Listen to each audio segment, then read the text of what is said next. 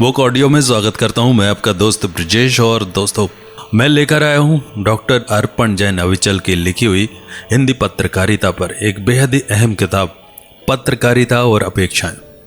पिछले अंक में हमारा विषय था लोकतंत्र का मानद विपक्ष निभाए जिम्मेदारी, और आज हम चर्चा करेंगे सवाल पूछना ही है पत्रकारों का नैतिक कर्तव्य। समाज के अघोषित प्रतिनिधि के तौर पर समाज का ही अंग पत्रकार सक्रिय है।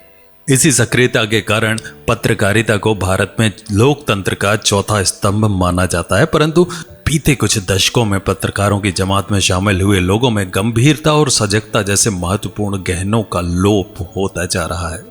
सवाल पूछना पत्रकार का नैतिक कर्तव्य है, परंतु इन्हीं सवालों में आपका अध्ययन और गंभीरता ही आपको जनता का उत्तराधिकारी बनाएगी, अन्यथा आप स्वयं हंसी के पात्र बन जाएंगे। कई बार आपके गंभीर सवालों से घिरे राजनयिकों द्वारा अमानक कदम भी उठाए जा सकते हैं, पर इस दौरान आपकी गंभीरता और सजगता से आप उन्हें भी ना को चने चबा सकते हैं। हाल ही के दिनों में अमेरिका में CNN के पत्रकार जिम अकोस्टा ने अमेरिका के पूर्व राष्ट्रपति डोनाल्ड ट्रंप से सजग सवाल किए। प्रतिफल के तौर पर व्हाइट हाउस ने CNN के व्हाइट हाउस संवाददाता जिम अकोस्टा का प्रेस क्लब निलंबित कर दिया। वहीं जिम का बचाव करते हुए CNN ने कहा कि यह फैसला लोकतंत्र के लिए खतरा है। संवाददाता सम्मेलन के दौरान पूर्व राष्ट्रपति डोनाल्ड ट्रंप और CNN के प्रमुख व्हाइट हाउस संवाददाता जिम अकोस्टा के बीच तीखी नोकझोंक होने के एक दिन बाद यह कार्रवाई की गई। व्हाइट हाउस ने अकोस्टा के बर्ताव को घिनौना और आक्रोशित करने वाला करार दिया। अकोस्टा और ट्रंप के बीच कहासुनी के बाद व्हाइट हाउस ने यह कदम उठाया। दोनों के बीच कहासुनी उस वक्त हुई जब CNN संवाददाता ने बैठ जाने के राष्ट्रपति के निर्देश को नहीं माना और अमेरिकी सीमा की तरफ बढ़ रहे मध्य अमेरिकी प्रवासियों के कारवां पर उनकी राय जानने के लिए लगातार सवाल करते रहे।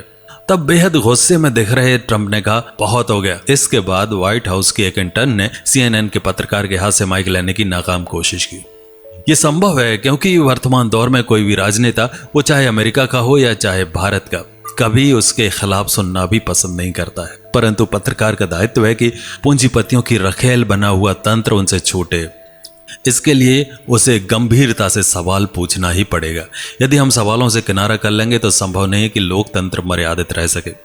डरा हुआ पत्रकार डरे हुए लोकतंत्र का निर्माण करता है, इसलिए सजग और जागरूक रहकर सवाल पूछना चाहिए। पत्रकार बिरादरी को चाटुकार नहीं बल्कि चाटे मार पत्रकार बनना चाहिए। सवालों की गंभीरता ही आपका व्यक्तित्व और कद तय करती है। भारतीय मीडिया में भी वर्तमान में प्रचार तत्व ज्यादा ही समाहित होता जा रहा है, परंतु मीडिया की सजगता और शुद्ध पत्रकारिता के चलते इस पर लगाम लगाई जा सकती है, बशर्ते पत्रकार धीर, वीर और गंभीर हो। यदि पत्रकारों ने पक्ष लेना आरंभ किया तो समझ लीजिए जनमत की आवाज भी दबना शुरू हो जाएगी और एक दिन लोगों का संवैधानिक संस्थानों के साथ साथ पत्रकारिता से भी भरोसा उठेगा और भविष्य में जनता के स्वर को हिटलर जैसे तानाशाही रवैये से कुचला जाएगा। पत्रकारों को जनता का प्रतिनिधि बनकर निष्पक्षता से कार्य करना चाहिए और सवाल तो पूछना ही चाहिए। अब बात करेंगे तय कौन करेगा मीडिया की लक्ष्मण रेखा। सनसनी से सन्नाटे को चीरती, धरने से आंदोलन का रुख बदलती, पार्षद या कॉरपोरेटर को सांसद या कहे मंत्री तक बना देती, गली मोहल्ले की सड़क की मरम्मत से लेकर राजमार्गों के भ्रष्टाचारों को जनमानस के बीच लाकर उसका ऑपरेशन तक कर देती, अनसुलझे सवालों और गुत्थियों की तह तक खोल देती, हत्या, आत्महत्या या नृशंस हत्याओं के राज भी बेपर्दा करने का सामर्थ्य रखने वाली पत्रकारिता आज लुटियन दिल्ली के वातानुकूलित कैफे में बैठकर देश का भविष्य तय करने वाली धारा बनने लगे तो इसके पीछे उस स्याह पक्ष को भी समझना बहुत जरूरी है कि आखिर इसकी शुचिता कैसे बचेगी, या यूं कहें कि इस कुलीन पत्रकारिता का भविष्य कैसा होगा। कौन ये तय करेगा कि इसके मानक क्या होने चाहिए। एक पत्रकारिता पढ़ाने वाले प्राध्यापक का कथन है कि पत्रकारिता एक कमीज की तरह है जो इतनी लंबी होनी चाहिए कि किसी विषय को पूरी तरह ढक ले और इतनी छोटी हो कि देखने में आकर्षक लगेगा। आधुनिक पैमानों पर पत्रकारिता और खबरें अपना आकार जरूर ले रही हैं, किंतु जिस नींव पर आज की मीडिया की विशाल अट्टालिकाएं खड़ी हैं वो नींव आज स्वयं को बौना और कमजोर मान रही है। प्रारंभ से ही पत्रकारिता में मानकीकरण की वकालत की ना तो कभी आवश्यकता महसूस हुई, ना ही किसी नियामक द्वारा इस दिशा में कोई कार्य किया गया। परिणाम स्वरूप आज मीडिया का अश्वमेघ दिन प्रतिदिन बेलगाम होता जा रहा है। भूतपूर्व प्रधानमंत्री अटल बिहारी वाजपेयी का कहना था कि भारत एक भूमि का टुकड़ा नहीं बल्कि एक जीता जागता राष्ट्र पुरुष है। उसी के आधार पर भारत की कल्पना और अस्तित्व में सह सिद्धांत को मीडिया की कसौटी पर कसने से इस राष्ट्र पुरुष की अस्मिता और गरिमा के संरक्षण की नैतिक जिम्मेदारी इस राष्ट्र के चौथे स्तंभ की भी उतनी ही है जितनी अन्य 3 स्तंभ की है। 18वीं शताब्दी में इंग्लैंड जैसे उन्नतिशील राष्ट्र में जन्मे समाचार माध्यम जो महज हास्य विनोद यानी एंटरटेनमेंट तक सीमित थे, उसी से भारतीय जनमानस के तत्कालीन नेतृत्वकर्ताओं ने 19वीं शताब्दी में इसे आज़ादी की लड़ाई के महत्वपूर्ण संदेशवाहक के रूप में बनाया और इस मीडिया ने भी अपने उस किरदार को बखूबी निभाया भी।